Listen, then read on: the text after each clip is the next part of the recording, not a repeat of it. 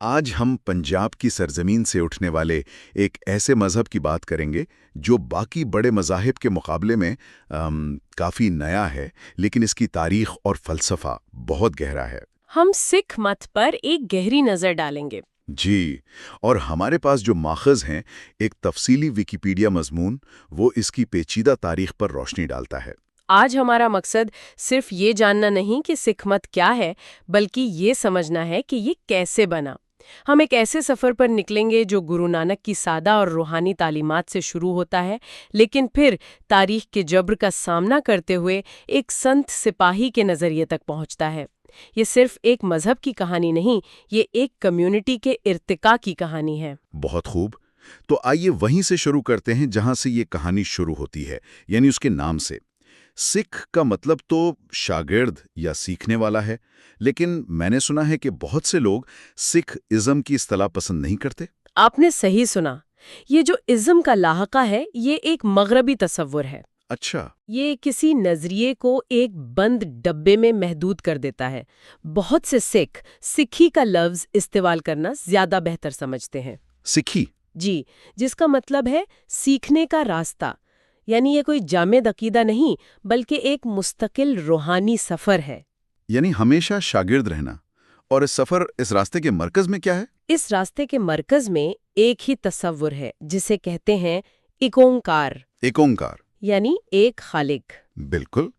سکھ مت سختی سے توحید پرست ہے۔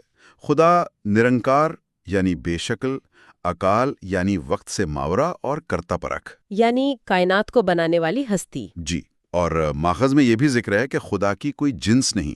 یہ بات بھی اپنے دور کے لحاظ سے بہت ترقی پسند لگتی ہے۔ واقعی؟ یقیناً، گرو گرنتھ صاحب میں خدا کو کبھی والد، کبھی والدہ، کبھی دوست، کبھی محبوب کہا گیا ہے، لیکن یہ سب استعارے ہیں۔ صحیح۔ بنیادی تصور یہی ہے کہ انسانی صفات خدا کا احاطہ نہیں کر سکتی۔ مقدس کتاب کا آغاز ہی مول منتر سے ہوتا ہے، جو ایک اومکار کے اسی تصور کی وضاحت کرتا ہے۔ یہ سکھ فلسفے کی بنیاد ہے۔ ٹھیک ہے، تو اگر خدائی حتمی سچائی ہے اور ہر انسان کے اندر موجود ہے، تو پھر ہمارے اور اس سچائی کے درمیان یہ دوری کیوں ہے؟ رکاوٹ کیا ہے؟ سکھ مت میں اس رکاوٹ کو مایا کہا گیا ہے، لیکن یہاں ایک دلچسپ نکتہ ہے۔ کیا؟ ہندو فلسفے کے برعکس سکھ مت میں دنیا کو غیر حقیقی یا ایک فریب نہیں سمجھا جاتا۔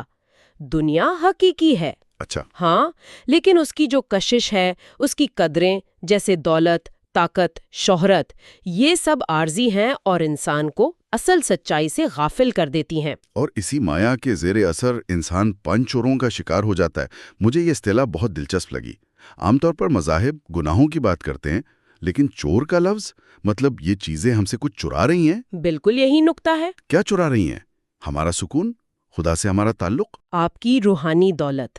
سکھ مت کے مطابق یہ 5 چیزیں، ہوم یعنی انا، کرودھ یعنی غصہ، لوبھ یعنی لالچ، موہ اور کام، یہ انسان کی روحانیت کو چراتی ہیں۔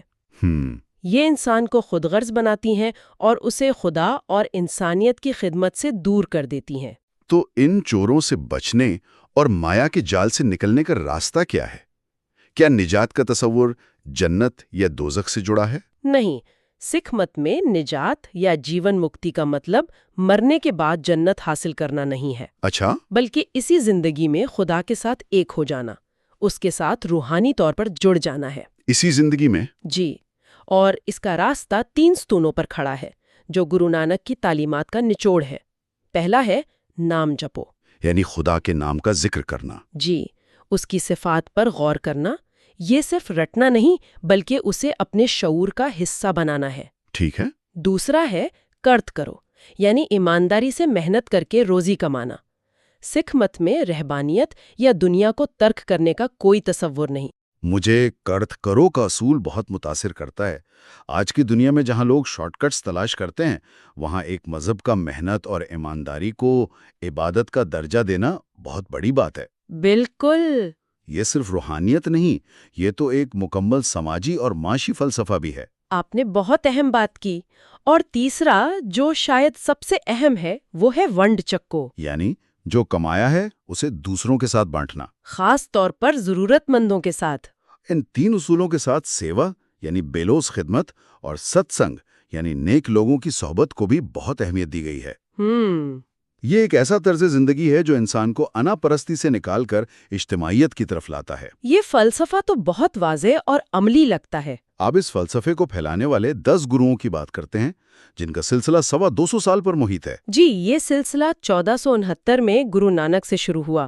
ان کے بعد ہر گرو نے اسی چراغ سے اپنا چراغ جلایا۔ دوسرے گرو انگد نے ایک بہت اہم کام کیا۔ کیا؟ انہوں نے گرمکھی رسم الخط کو معیاری بنایا۔ اس سے پہلے علم صرف اونچی ذات کے لوگوں تک محدود تھا جو سنسکرت پڑھ سکتے تھے۔ گرمکھی نے علم کو عام لوگوں کی زبان میں سب کے لیے کھول دیا۔ یعنی یہ ایک طرح کا تعلیمی انقلاب تھا۔ بالکل۔ اور تیسرے گرو امر داس نے سماجی ڈھانچے پر کام کیا۔ انہوں نے لنگر یعنی مفت اجتماعی کھانے کی روایت کو ادارہ جاتی شکل دی۔ لنگر تو آج بھی سکھ شناخت کا ایک اہم حصہ ہے۔ جی ہاں، اور ذرا تصور کیجئے اس دور میں جہاں ذات پات عروج پر تھی، ایک بادشاہ اور ایک غریب ایک ہی صف میں زمین پر بیٹھ کر کھانا کھا رہے ہیں۔ یہ ذات پات کے نظام پر ایک براہ راست حملہ تھا۔ جی، اور انہوں نے ہی ستی اور پردے جیسی رسومات کی بھی مخالفت کی۔ اور پھر آتے ہیں 5ویں گرو ارجن دیو، جنہوں نے سکھوں کی پہلی مقدس کتاب آدی گرنتھ مرتب کی اور امرتسر میں ہرمندر صاحب کی بنیاد رکھی۔ جی، اور یہاں ایک ایسی بات ہے جو آج بھی حیران کن ہے۔ گرو ارجن دیو نے جب آدی گرنتھ مرتب کی تو اس میں صرف سکھ گروؤں کا کلام شامل نہیں کیا۔ اچھا، اور کون تھا؟ اس میں کبیر جیسے بھگت، رویداس جیسے سنت اور بابا فرید جیسے صوفی بزرگ کی تعلیمات بھی شامل کی۔ یہ تو واقعی ایک کمال کی بات ہے۔ مطلب اس دور میں جب مذہب کے نام پر دیوانے کھڑی کی جا رہی تھی، سکھ مت ایک ایسی مقدس کتاب مرتب کر رہا تھا جو کہہ رہی تھی کہ سچائی کسی ایک عقیدے کی جاگیر نہیں ہے۔ یہ صرف مذہبی رواداری نہیں تھی، یہ ایک انقلابی قدم تھا۔ بالکل۔ اچھا، 10ویں گرو گوبند سنگھ نے ایک بہت ہی منفرد فیصلہ کیا اور اپنے بعد کسی انسانی گرو کو نامزد نہیں کیا۔ یہ سکھ تاریخ کا سب سے فیصلہ کن موڑ تھا۔ 1708 میں انہوں نے آدی گرنتھ کو ہی حتمی شکل دی اور اسے گرو گرنتھ صاحب کا درجہ دے کر 11واں اور ابدی گرو قرار دے دیا۔ یعنی کتاب کو زندہ گرو کا درجہ دے دیا گیا۔ بالکل۔ اسی لیے آج بھی گرو گرنتھ صاحب کو گردوارے میں ایک تخت پر رکھا جاتا ہے، اس پر چنور کیا جاتا ہے، صبح اس کا پرکاش ہوتا ہے یعنی اسے کھولا جاتا ہے، اور رات کو سکھاسن یعنی اسے آرام دیا جاتا ہے۔ صحیح۔ سکھ اس کے سامنے سر جھکاتے ہیں کیونکہ یہ صرف ایک کتاب نہیں بلکہ گرو کا مجسم و سروپ ہے۔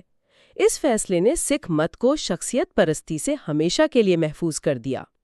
ویسے ایک اور کتاب دسم گرنتھ کا بھی ذکر ملتا ہے، اس کی کیا حیثیت ہے؟ دسم گرنتھ کو گرو گوبند سنگھ سے منسوب کیا جاتا ہے۔ اس میں بہت سی بہادری اور روحانیت سے بھری تحریریں ہیں، تاہم اس کی تمام تحریروں پر سکھوں میں مکمل اتفاق رائے نہیں ہے۔ تو اسے گرو گرنتھ صاحب والا درجہ حاصل نہیں؟ نہیں، مرکزی صحیفے کا درجہ حاصل نہیں، لیکن اس کی کچھ تحریریں جیسے جاپ صاحب روزانہ کی دعاؤں اور خالصہ کی بپتسمہ کی رسم کا اہم حصہ ہیں۔ آپ نے شروع میں ذکر کیا تھا کہ یہ سفر پرامن نہیں رہا۔ ماخذ میں گروؤں پر ہونے والے ظلم کا بھی ذکر ہے۔ یہیں سے سنت سپاہی کا تصور پیدا ہوا ہوگا۔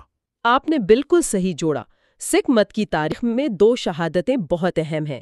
1606 میں مغل بادشاہ جہانگیر کے حکم پر 5ویں گرو ارجن دیو کو شہید کیا گیا، اور پھر 1675 میں اورنگزیب کے حکم پر 9ویں گرو تیغ بہادر کو دہلی میں شہید کیا گیا کیونکہ انہوں نے جبری طور پر اسلام قبول کرنے سے انکار کر دیا تھا۔ ان واقعات نے یقیناً سکھ مت کی سمت ہمیشہ کے لیے بدل دی ہوگی۔ یقیناً۔ گرو ارجن دیو کی شہادت کے بعد ان کے بیٹے اور چھٹے گرو ہرگوبند نے 2 تلواریں پہنی، ایک پیری کی یعنی روحانی طاقت کی اور دوسری میری کی۔ میری یعنی دنیاوی طاقت؟ جی، دنیاوی طاقت کی۔ یہ اس بات کا اعلان تھا کہ اب سکھ صرف روحانی طور پر ہی نہیں بلکہ اپنے اور مظلوموں کے دفاع کے لیے عسکری طور پر بھی تیار رہیں گے۔ ایک منٹ، تو کیا یہ کہنا درست ہوگا کہ اسی مقام پر سکھ مت میں ایک طرح سے عسکریت پسندی کا عنصر داخل ہوا؟ کیا اس پر کمیونٹی کے اندر کوئی اختلاف نہیں ہوا ہوگا کہ ہم تو ایک پرامن فلسفے کے پیروکار ہیں؟ یہ ایک بہت اہم سوال ہے۔ یقیناً یہ ایک بہت بڑی تبدیلی تھی، لیکن گرو ہرگوبند کا فلسفہ جارحیت کا نہیں بلکہ دفاع کا تھا۔ اچھا۔ ان کا کہنا تھا کہ روحانیت ظلم کے سامنے بے بس نہیں ہو سکتی، ایک سنت کو ظالم کے سامنے کھڑا ہونے کے لیے سپاہی بھی بننا پڑتا ہے۔ اسی سے سنت سپاہی کا آئیڈیل پیدا ہوا۔ ایک ایسا شخص جو اندر سے ایک ولی ہو لیکن باہر سے ایک محافظ اور سپاہی۔ بالکل، اور اس کی انتہا 1699 میں بیساکھی کے دن ہوئی، جب گرو گوبند سنگھ نے خالصہ کی بنیاد رکھی۔ خالصہ؟ جی، خالصہ بپتسمہ یافتہ سکھوں کی ایک جماعت ہے جنہوں نے مذہب اور ضمیر کی آزادی کے تحفظ کا عہد کیا۔ یہ صرف ایک فوج نہیں تھی بلکہ ایک روحانی برادری تھی جس نے ذات پات کے تمام فرق مٹا دیے۔ اس کے بعد تو سکھوں نے سیاسی طاقت بھی حاصل کی، یہاں تک کہ مہاراجا رنجیت سنگھ کے دور میں ایک بہت بڑی سلطنت قائم ہوئی۔ ہاں، 19ویں صدی کے اوائل میں مہاراجا رنجیت سنگھ نے لاہور کو دارالحکومت بنا کر ایک سیکولر سلطنت قائم کی جو پنجاب سے کشمیر اور خیبر پختونخوا تک پھیلی ہوئی تھی۔ لیکن جدید تاریخ میں؟ جی، جدید تاریخ میں دو واقعات نے سکھ شناخت کو بہت گہرا متاثر کیا۔ ایک 19ویں صدی کے آخر میں سنگھ سبھا تحریک، اور دوسرا بلا شبہ 1947 میں ہندوستان کی تقسیم۔ بالکل، تقسیم نے پنجاب اور سکھ برادری کو بیچ سے چیر دیا۔ لاکھوں لوگوں کو اپنا گھر بار چھوڑ کر ہجرت کرنی پڑی، مقدس مقامات جیسے ننکانہ صاحب پاکستان میں رہ گئے، اور بے مثال تشدد ہوا۔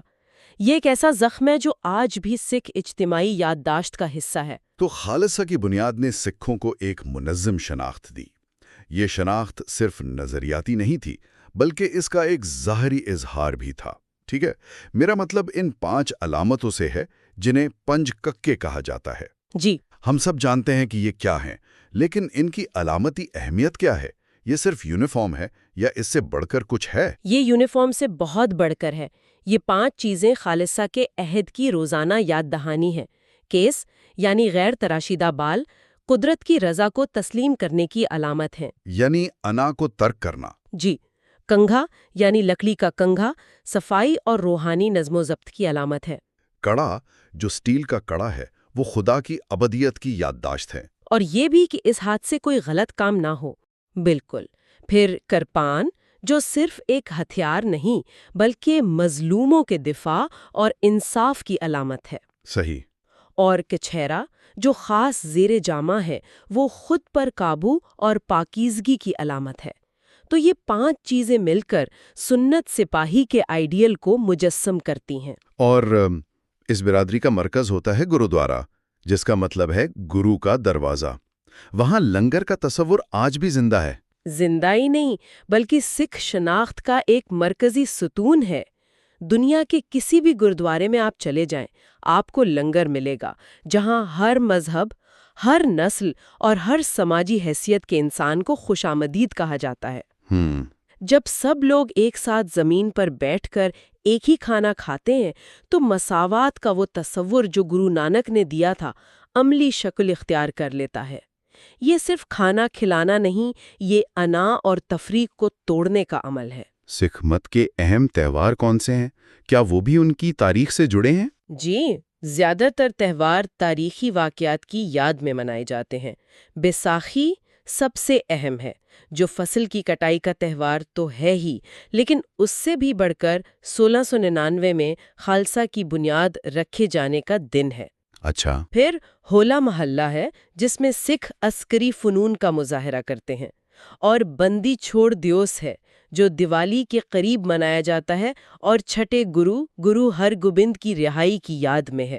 اور آج یہ برادری جو پنجاب سے شروع ہوئی تھی پوری دنیا میں پھیل چکی ہے؟ بالکل، آج دنیا میں تقریباً 25 سے 30 ملین سکھ ہیں جن کی اکثریت اب بھی پنجاب میں ہے، لیکن کینیڈا، برطانیہ، امریکہ، آسٹریلیا میں بھی بہت بڑی اور متحرک آبادیاں ہیں۔ تو اگر ہم آج کی ساری گفتگو کا خلاصہ کریں تو یہ ایک ایسے مذہب کی کہانی ہے جو ایک خالق، انسانی مساوات اور بے لوث خدمت کے انقلابی نظریات سے شروع ہوا، جی، پھر ظلم کے جواب میں اپنے دفاع کے لیے اٹھ کھڑا ہوا، اور روحانیت اور بہادری کو ملا کر سنت سپاہی کا ایک منفرد تصور پیش کیا۔ آپ نے اسے بہت خوبی سے بیان کیا۔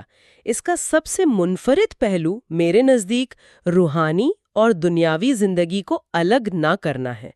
سکھ مت میں عبادت گاہ میں بیٹھ کر عبادت کرنا اور باہر کی دنیا میں انصاف کے لیے لڑنا، یہ دونوں ایک ہی روحانی عمل کے حصے ہیں۔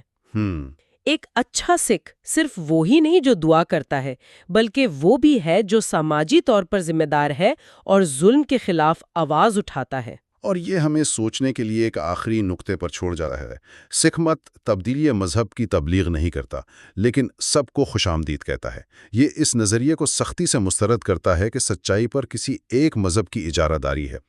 آج کی دنیا میں جہاں ہم مذہبی بنیادوں پر تقسیم اور تنازعات دیکھتے ہیں، جہاں ہر کوئی اپنے عقیدے کو حتمی سچائی مانتا ہے، ایک ایسے فلسفے سے کیا سیکھا جا سکتا ہے جس نے اپنی بنیادی مقدس کتاب میں دوسرے عقائد کی آوازوں کو نہ صرف جگہ دی، بلکہ انہیں وہی عزت دی جو اپنے گروؤں کو دی، اور سچائی پر کسی ایک کی اجارہ داری کے تصور کو بنیادی طور پر ہی مسترد کر دیا۔